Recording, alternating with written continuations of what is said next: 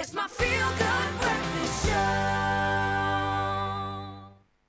Welcome back. It is your Feel Good Breakfast Show. And right now we definitely have to touch base with all things to do with women. It is, of course, August. Now, in the face of rising violence against women, a new documentary series is forcing South Africans to confront maybe uncomfortable truths. Looking into darkness is this Women's Month right here on S3, spotlighting real-life femicide cases that reveal both individual cruelty and systematic failure. And I'm going to please, with every ounce of compassion and love right now, just say that we are going to be dealing with some very heavy content right now. If you are likely to be triggered by this, or if you have young people in the room with you right now, please take note that we are going to be talking about serious gender-based violence incidents right now. And I'm going to enter into that space as I am saying this right now, so please take cognizance. We're going to be talking about the gang rape and murder of Vicky McLaughlin, that I think some of us have even just blocked out of recent memory, to the brutal killing of sex worker Nokuphila Khumalo. These stories challenge the silence and scream the question, who will take responsibility? I would like to, in fact, right now, just to set the scene, take a sneak peek. On April the 9th, 2003, Daphne McLaughlin was disturbed to find that her 19-year-old daughter, Vicky, had not yet returned from waitressing at a nearby tavern. She never did return. Don't miss David Klatzo, Looking into Darkness, Wednesday at 7 p.m. S3, open up. So joining us this morning is Dr. Benita Mulman, a leading researcher on gender-based violence and, of course, associate professor at UCT. Welcome and thank you so much for being here. Thank you. Thanks for the invitation. Yeah, let's get into this conversation. Deep breath, I suppose, as you have to do whenever you enter into these spaces. Yeah. So thank you for continually rising through the structures that support our answer to gender-based violence. Maybe that's the best oversimplification of what you do. But when we look at this dynamic specifically, surely we should be talking about this every day until it's gone. Yet we sweep it aside, maybe out of self-preservation, I don't know. But why can't we go there? Why can't we look into the darkness? Yeah.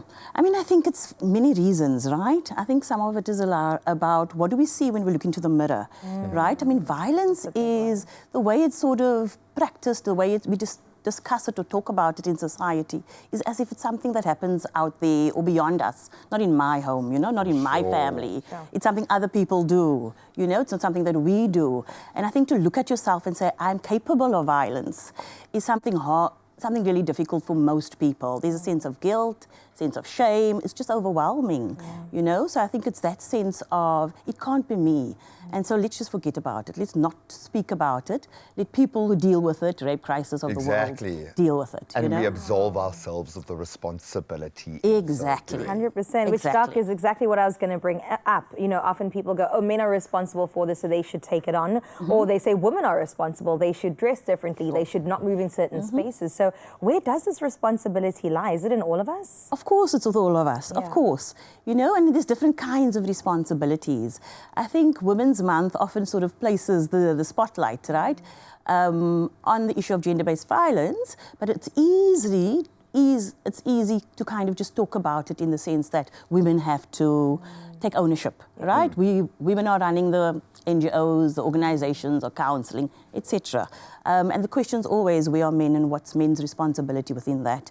And I think there's a huge responsibility for men, but it's exactly what I was saying earlier around whether you can look at yourself in the mirror, right? In the sense of shame that comes with that for a lot of men, right? And so the whole phrase, the whole hashtag, not all men, not me, right? And so I think that level of responsibility for men is something that we need to be emphasizing a lot more around men having those conversations, you know, about what does it mean to actually be or intentionally harmful. It's a difficult thing to face, but violence is intentional. You know, the intention is to harm. And what does it mean for all of us to have a capacity to harm? Yeah, and these are the demons we're going to grapple with throughout life. This is part of what it means to be human. But what you're talking about here, and I think this is where the discomfort kicks in, it's not the big things, it's the little things. How am I talking to my wife? And modeling what my son and my daughter get out of that experience, lived experience. It's Yeah. not always the big things. It can be the smaller things reinforced, like you say, that force us to hold up a mirror.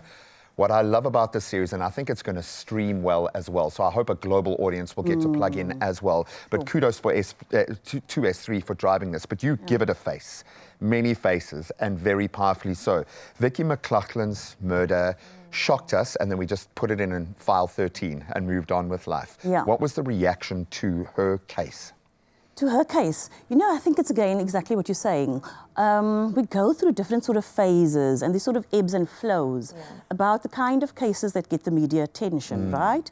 And if it gets media attention, then there's a particular kind of reaction. We get to be on shows like this, right? There's particular Exactly, kind yeah, of for attention sure, to it. yeah. But often that places a lot of kind of strain on organizations who do this every day. And it's again back to what you were just saying earlier. It's about the everyday, right? The everyday of working, dealing with, finding the kind of compassion to sit with families, Vicky's family that has to sit in a courtroom, that has to face the fact that... They don't get to turn it off. Absolutely, they relive it. Absolutely, they don't get to turn it off.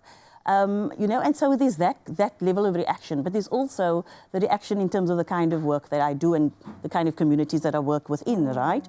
That it's a constant and it's an everyday. It's not just a once-off case that gets the media attention. If I can ask you very quickly, because I feel like we're saving the world here, if you would want viewers to take something out of this from a proactive perspective, what would that be? It would be to do the ordinary. It would be to act within the ordinary, within the everyday. It's not to wait for Women's Month, Yes.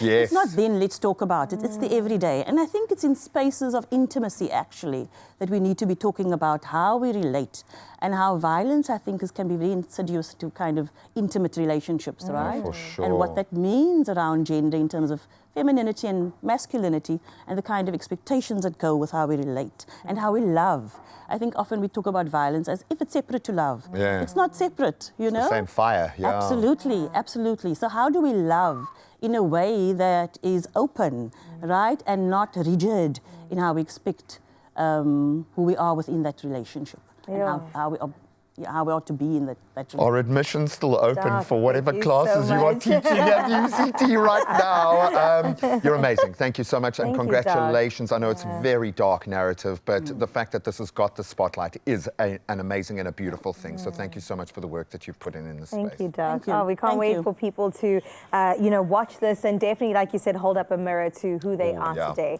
And voices like Dr. Benita Mooman on our couch remind us that confronting male violence requires honesty, not comfort.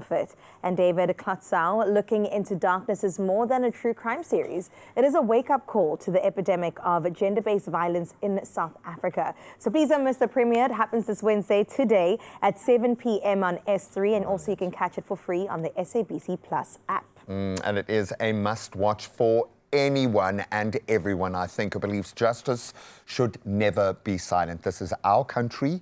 We need to take responsibility because there is an entire generation that is resting on us doing that. Please, it's all of our responsibility.